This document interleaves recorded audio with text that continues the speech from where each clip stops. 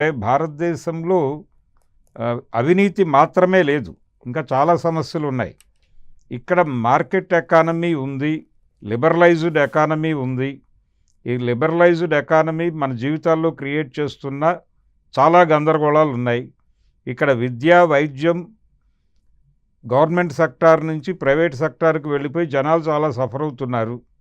అంటే pre schooling చేయించాలన్నా పిల్లలకి కనీసం 1,00,000, 2,00,000 కట్టాల్సిన పరిస్థితి.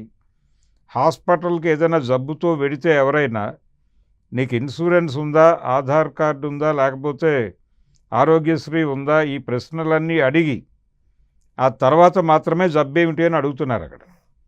ఈ కండిషన్ వీటన్నిటి మీద తన అభిప్రాయం ఏమిటో చెప్పాలి ముందు ఆయన.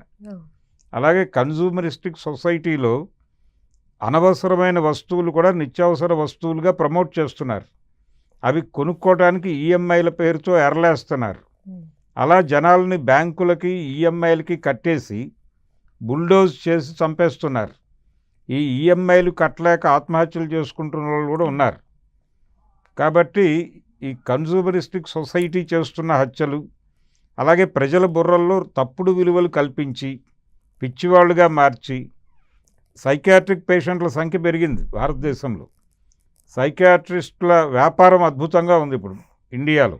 ప్రతి ఏరియాలోనూ ప్రతి ఇంట్లోనూ పిల్లల్ని తీసుకుని, అంటే 10th క్రాస్ అయినటువంటి పిల్లల్ని సైకియాట్రిస్ట్ దగ్గరికి తీసుకెళ్ళి కౌన్సిలింగ్ ఇప్పించని తల్లిదండ్రులు లేరు ఇప్పుడు. అలాంటి దారుణమైన స్థితి ఉంది భారతదేశంలో. వీటన్నిటినీ ఎలా ట్యాకిల్ చేస్తాడు ఆయన అభిజిత్? అసలు వీటి గురించిన కనీస అవగాహన ఉందా అతనికి?